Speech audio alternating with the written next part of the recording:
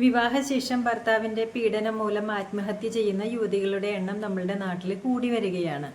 അപ്പോൾ ഇതിൻ്റെ വീഡിയോസൊക്കെ കാണുമ്പോൾ അതിൻ്റെ താഴെ കുറേ കമൻസ് ഉണ്ടായിരിക്കും. ഇവരെന്തിനാണ് ആത്മഹത്യ ചെയ്തത് എന്നൊക്കെ പറഞ്ഞിട്ട് കുറേ കമൻസ് നമുക്ക് കാണാനായിട്ട് പറ്റും.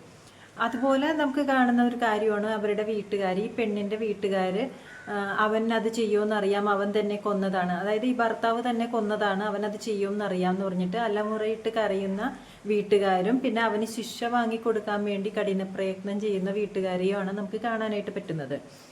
എനിക്ക് പേഴ്സണലി തോന്നിയിട്ടുള്ളൊരു കാര്യമാണ് ഈ വീട്ടുകാർ ഇപ്പം കാണിക്കുന്ന, മരിച്ചതിന് ശേഷം കാണിക്കുന്ന ആ ഒരു ശ്രദ്ധയും അയാൾക്ക് ശിക്ഷ വാങ്ങിക്കൊടുക്കാൻ കാണിക്കുന്ന ആ ഒരു സമയം, അതിനുവേണ്ടി ചിലവാക്കുന്ന പണം, പ്രയത്നം, ആ ഒരു ഡെഡിക്കേഷൻ ഉണ്ടല്ലോ, അത് ഈ പെൺകുട്ടി ജീവിച്ചിരിക്കുന്ന സമയത്താണ് കാണിച്ചതെങ്കിൽ ആ കുട്ടി ഒരിക്കലും മരിക്കില്ലായിരുന്നു.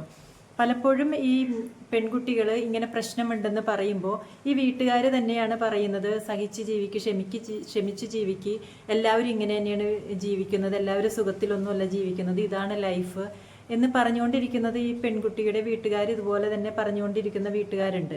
അപ്പോൾ സപ്പോർട്ട് ചെയ്യുന്ന വീട്ടുകാരാണെങ്കിൽ ആ കുട്ടിക്ക് അതെങ്കിലും എൻ്റെ വീട്ടുകാരെങ്കിലും സപ്പോർട്ട് ചെയ്യും എന്ന് വിചാരിച്ച് അവരൊരിക്കലും ആത്മഹത്യ ചെയ്യില്ല.